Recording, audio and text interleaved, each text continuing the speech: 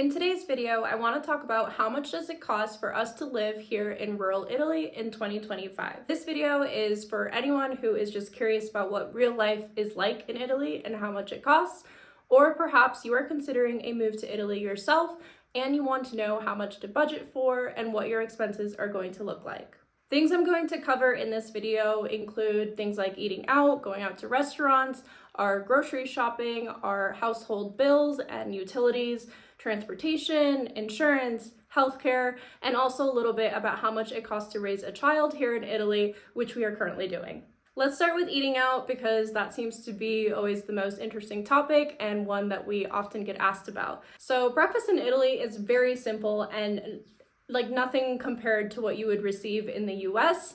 It is basic, it is quick, it is not really meant to be an event. So a typical breakfast here in Italy consists of some kind of coffee drink, whether that's a caffè normale, like an espresso, or a cappuccino, and then a cornetto, which is the Italian version of a croissant, but do not call it a croissant while you are here in Italy. A cornetto is its own thing, it's Italian. A simple cafe for us here in town costs about €1. Sometimes it'll be maybe €1.10, but it is definitely never above €1.20. Honestly, breakfast prices, regardless of if you are in rural Italy or even in a major city in Italy, paying under €2.50 is pretty standard for breakfast. Our family doesn't typically go out for lunch. We are kind of American in that sense that we like to save going out to eat for dinner, but Italians do like going out to lunch and kind of making it an event. With that being said, you can go to a pretty nice sit-down restaurant for lunch here in rural Italy and have an unfussy meal for 2 people with alcoholic drinks for about €30. Obviously, this is going to fluctuate depending on maybe exactly where you are. Perhaps you're near more of a tourist destination or a hiking destination and prices are going to be a little bit more. But if Alex and I decided to go walk down into our town center and have lunch at the local restaurant, we can easily pay €30 for the both of us. Of course, I'm just referring to a sit-down restaurant for lunch. There are many cheaper options to eat lunch when you are in rural Italy, and if you just need something quick to take with you or something very simple like a cut pizza, then you can eat for under €5 per person for lunch. Alex and I actually just had a very casual lunch, not specifically in rural Italy, but a very lesser known part of Italy, and we each had 2 pieces of pizza and a drink, and I think our total was about €9. There are a few restaurants in our little rural corner of Italy where we live, which is in the Abruzzo region, and all of those restaurants are very moderately priced. In fact, when we have people come stay at our guest house in this region that are usually visiting from bigger cities like Rome and Naples, they are often so surprised that they can eat so well for so little. So although these restaurants are located in the middle of nowhere and clearly in rural Italy, it does not mean that the quality and the level standard of food is any lower than what you would find in Roman restaurants or a restaurant in Naples. We have been to a restaurant here locally in town for dinner before, and I think there were 4 or 5 adults as part of the group, and we ended up paying about €50 for all of us. That's including the entire meal, so multiple courses and then 2 giant bottles of red wine as well.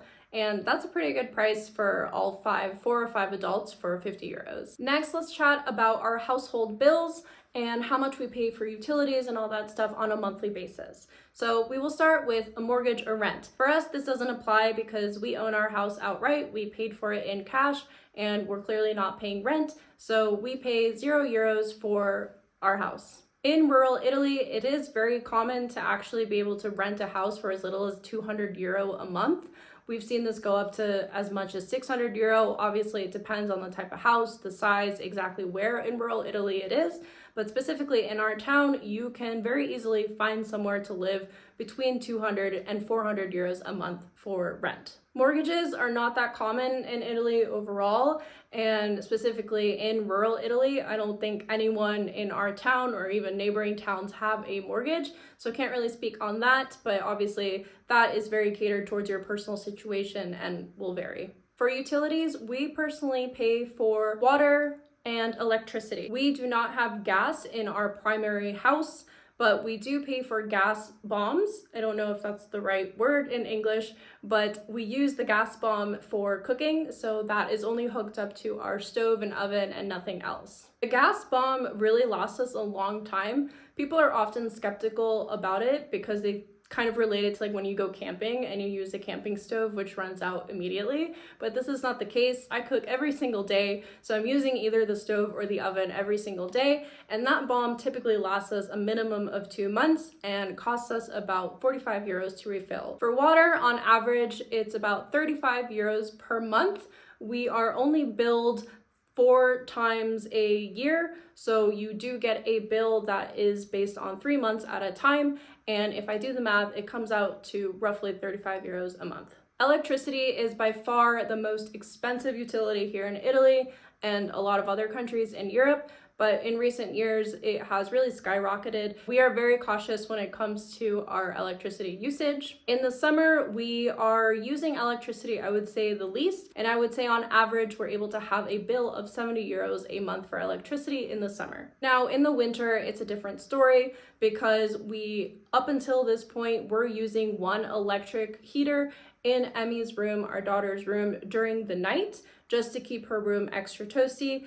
We live over 1,000 meters above sea level, so yes, it does get pretty cold here in the winter, and we just wanted to make sure that her room stayed nice and toasty. So during the winter, we obviously use a little bit of that. So because of that electric heater, and then also in the winter, we're using more hot water, obviously for showers, our electricity bill is a bit higher. On average, it's about 150 euros during the winter a month, and so that's double the price that it is in the summer. Our main source of heating for the house, our primary house that we live in, is a pellet stove, and it has different ducts into different areas of the house, so it does keep the entire house nice and warm. Obviously, the pellet stove does take pellets in order to create that heat. We buy these bags of pellets in bulk, and so if we do the math, it roughly costs us about 35 euros per week to heat the house using that pellet stove. Up next are taxes and waste collection, which usually do not go in the same topic, but you'll understand why in just a second.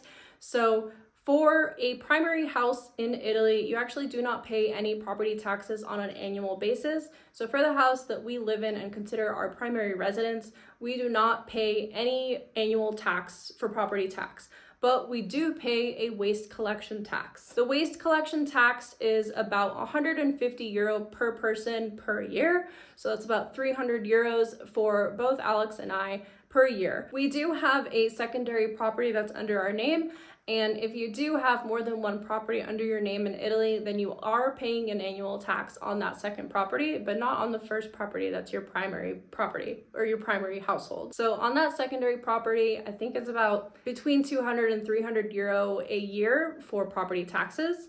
This is very trivial compared to what a lot of people do pay in the US. Between 200 and 300 a year for property taxes is not bad. We do own a car and drive our car while living here in Italy, so there is a transportation expense that we have to account for every month. We have one large car, it's a Mitsubishi Pajero, and it takes up a lot of fuel. It is a diesel.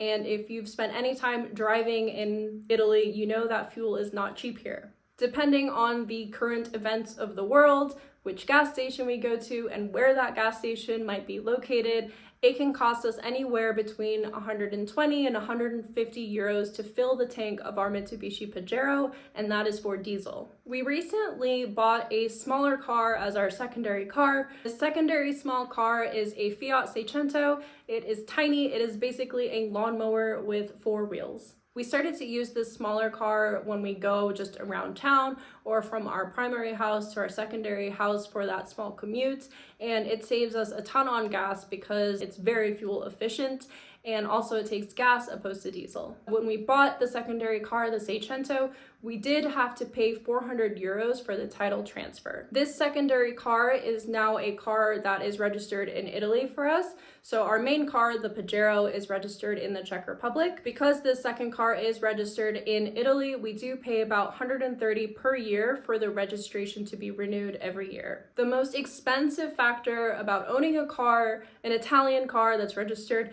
in Italy is insurance. Car insurance, in my opinion, is insanely expensive in Italy. It can cost anywhere between 600 euros to 1,000 euros a year, depending on what kind of car you are trying to insure. I will also talk a little bit about train travel. So even though we do have a car and we love road trips, we love driving to new places, we do take the train as well. I have found that train travel and the cost to take the train here in Italy is much more affordable than in a country, for example, like Germany. We've been able to get round trips from the nearest train station of Vasto all the way to Venice for about 30 euros per person round trip, and that's accounting for like 6 hours of travel, so not bad. Grocery shopping is our most normal recurring expense, obviously because we have to eat every week. I would say that we typically budget between 100 and 120 euros per week on groceries. There's a handful of discount kind of budget type grocery stores, then you have your mid-range, and then you have your high-end. We love hitting the discount supermarkets for basics. If I need something like milk or Greek yogurt or butter,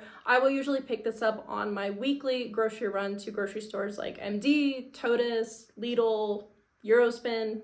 We also have a cat and 2 gigantic dogs that we need to feed, so I do like to get the kibbles and the wet food at those discount supermarkets as well. There are also a handful of small mom and pop type shops right here in town, and I do go there on a normal basis for things like meat or specialty cheeses, maybe wine, and also some produce, so it really depends. But contrary to popular belief, shopping local doesn't mean that it is always more expensive.